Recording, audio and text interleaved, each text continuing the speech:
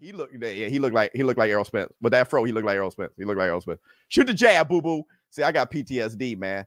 I got PTSD. Oh, I'm seeing Errol Spence flashbacks and shit.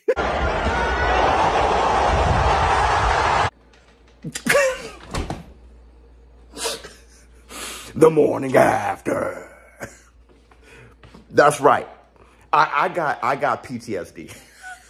I got PTSD. That was not how I was going to start, but I got PTSD, bro. I'm having too many flashbacks. Boo Boo got beaten into Errol Spence. That's not funny. That's not funny, man. That's not funny. I love those brothers, man. But David Benavidez gave me Errol Spence Crawford flashbacks, bro. Matter of fact, that wasn't Errol Spence or Boo Boo Andre. It wasn't. I looked at the cast and crew for both of those fights. It was a stunt double. It's a stunt double that played them both, who goes by the name of Jethro the Afro Jones. Dog, yeah, look him up. Jethro the Afro Jones. That was not Boo Boo Andre or Errol the True Spence. And that's the Black Dojo. Look outside. It's snowing, bro. It's beginning to look a lot like Christmas. Huh? Anyway, I'm in a good mood. Who that? Listen, no. Let's talk about the fight. There was never a moment to me where Boo Boo Andre was winning the fight. I think it was a dominant performance from the Mexican Monster. Okay. Well, before we talk about that fight, Chantel Cameron was robbed. She was robbed of this knockdown. Cameron's going on the back foot. Oh, my goodness. Look at the ref after the win and how happy he was for Katie Taylor.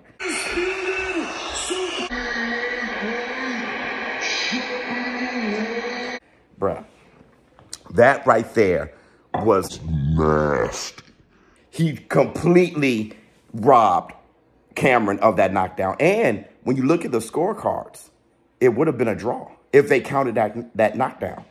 One of the scorecards had a 95-95. That means that Cameron would have won on that scorecard. The other one had it, I think, 96-94, which would have been a draw. And the other one had it wide for Katie Taylor, meaning Katie Taylor won on one scorecard or for one judge.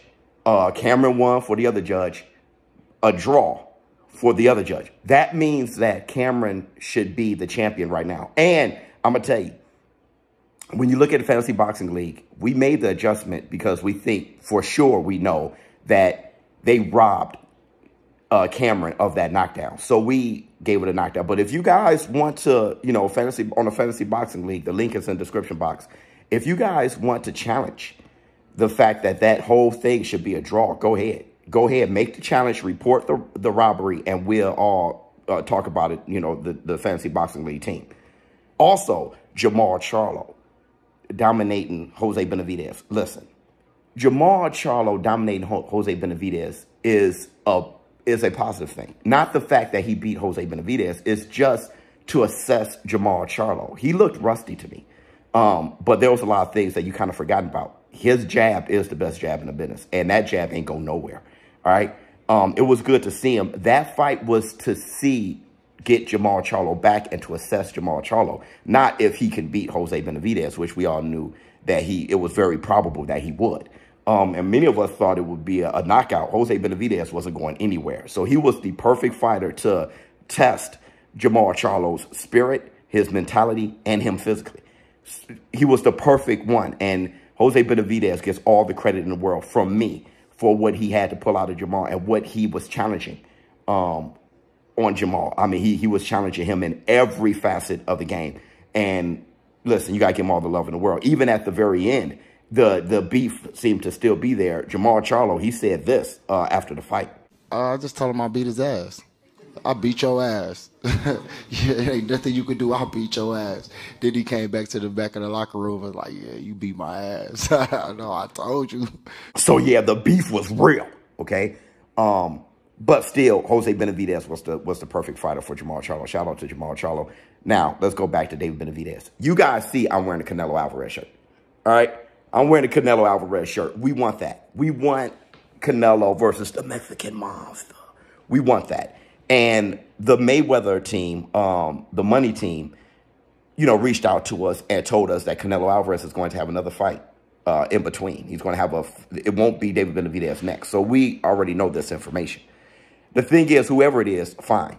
And then he'll fight David Benavidez come Independence Day in September. My thing is this: should David Benavidez fight in between then? Get a fight in. Number two, I would prefer Canelo to fight David Benavidez in May and have a rematch in September, no matter what, because I think that's an entertaining fight, slugfest. I don't think that fight, I'm sure, wouldn't be just a one-sided. I think it'd be entertaining as long as it lasts.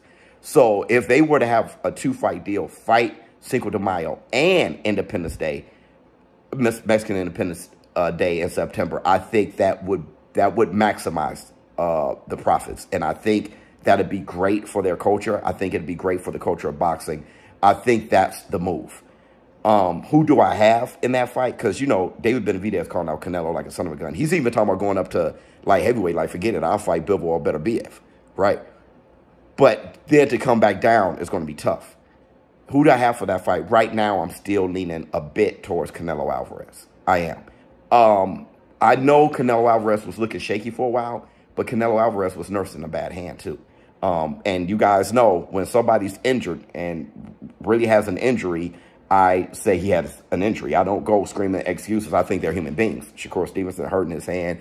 Manny Pacquiao hurting his shoulder. I could go by the whole thing. Floyd Mayweather, his shoulder against Castillo. I've been consistent on this. Lomachenko, his shoulder against Teofimo Lopez. Teofimo Lopez breathing issues. And Canelo Alvarez did have a hurt wrist hand. And he got surgery.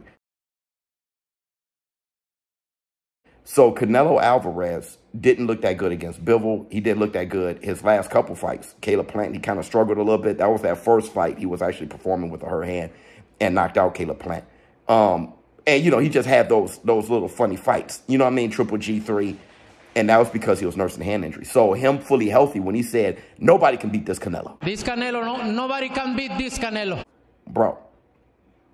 I'm leaning a little bit towards Canelo. I want to say this about Boo Boo Andre, though. Boo Boo Andre, fantastic fighter. I just never knew how great he was. And a lot of people were saying that, you know, he's no Caleb Plant and stuff. I knew how great Caleb Plant was. Boo Boo Andre, you know, he's been known as being this great defensive fighter and all those things and extremely slick and the slickest. But when I watch him, forget what everyone says and how everybody rates him. When I watch him, I don't necessarily see that. What I saw last night is what I see. Boo Boo Andre, he's a good fighter. Slick fighter, so, but he's not untouchable. He doesn't have like the most untouchable defense or anything like that. That was him. David Benavidez is just naturally 168, 175, you know, that type of weight class. Hand speed, incredible. Boxing ability, incredible. He was outboxing Boo Boo Andre when they were boxing. And then he dropped him, and then he went to get him. He showed a complete game last night. Shout out to David Benavidez. Let me know how y'all feel in the comments below. ShowBizz, don't. Who that? I'm out.